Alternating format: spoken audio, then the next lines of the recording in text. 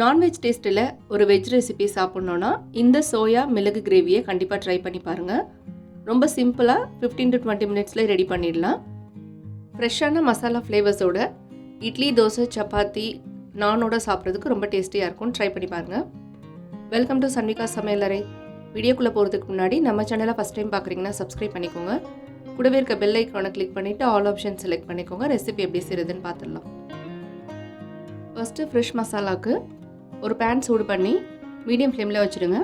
1 teaspoon மிளகு, 1 teaspoon சோம்பு, 1 teaspoon சீரகம் சேர்த்துக்கலாம். இது கூடவே பிரியாணி ஸ்பைசஸ் கொஞ்சமாக ஆட் பண்ணிக்கோங்க.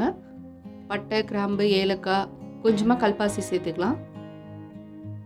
4-5 முந்திரி பருப்பு சேர்த்துக்கோங்க. இது எல்லாத்தையும் லோ ஃப்ளேம்லேயே ஒரு 2 நிமிஷம் நல்லா வாசனை வர வரைக்கும் வறுத்து எடுத்துக்கலாம். இது நல்லா ஆற வச்சுட்டு பவுடராக அரைச்சி வச்சுக்கோங்க. 2 கப் தண்ணியை நல்லா கொதிக்க வச்சு இந்த மாதிரி எடுத்து வச்சுருக்கேன். இதில் 100 கிராம் அளவுக்கு சோயா சேர்த்துக்கலாம். நீங்கள் பெருசும் சின்னதும் எது வேணால் ஆட் பண்ணிக்கோங்க. இதை ஒரு 10 நிமிஷம் நல்லா ஊற வச்சுக்கலாம். இப்போ 10 நிமிஷம் கழித்து தண்ணியிலேருந்து இந்த மாதிரி நல்லா பிழிஞ்சு எடுத்து தனியாக வச்சுக்கோங்க.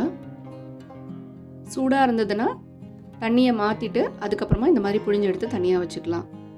இப்போ நம்மளோட சோயா ரெடியாக இருக்குது. இப்போ கிரேவி பண்ணுறதுக்கு ஒரு பேனில் 2 டேபிள் ஸ்பூன் எண்ணெய் ஆட் பண்ணிக்கலாம்.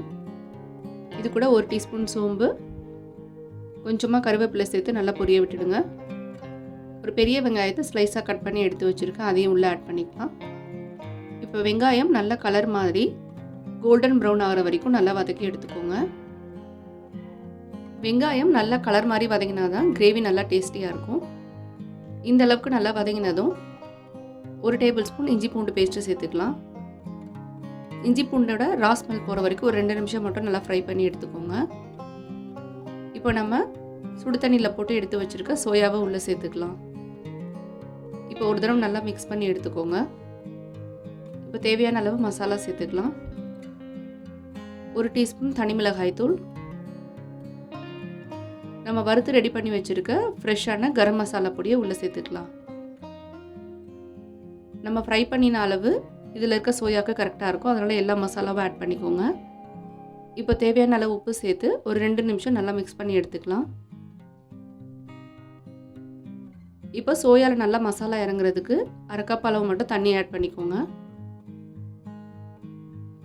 ஒரு தக்காளியை ரஃப்பாக கட் பண்ணிவிட்டு உள்ளே சேர்த்துக்கலாம்.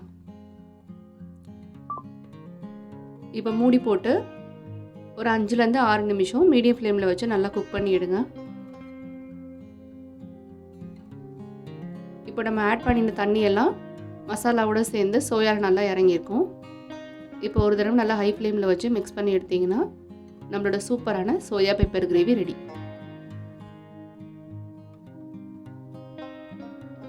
நல்லா காரசாரமாக நான்வெஜ் டேஸ்ட்டில் ஒரு சூப்பரான ரெசிபி ரெடி. புரட்டாசி மாதத்தில் நான்வெஜ் ஃபீல் வேணும்னா இந்த ரெசிபியை மிஸ் பண்ணாமல் ட்ரை பண்ணி பாருங்கள். சப்பாத்தி, நான், தோசையோடு சாப்பிட்றதுக்கு ரொம்ப டேஸ்டியான சைட் டிஷ். நான் இன்றைக்கி இதை பன்னீர் ரைஸோடு சர்வ் பண்ணியிருக்கேன். இதே மாதிரி இன்ட்ரெஸ்டிங் அண்ட் ஈஸியான ரெசிபீஸ்லாம் பார்க்குறதுக்கு நம்ம சேனலை மறக்காமல் சப்ஸ்கிரைப் பண்ணி வச்சுக்கோங்க. வீடியோ பிடிச்சிருந்தா லைக் பண்ண மறக்காதீங்க. கண்டிப்பாக ஷேர் பண்ணுங்கள். அடுத்து ஒரு இன்ட்ரெஸ்டிங் அண்ட் ஈஸியான ரெசிபீஸோடு மீட் பண்ணலாம்.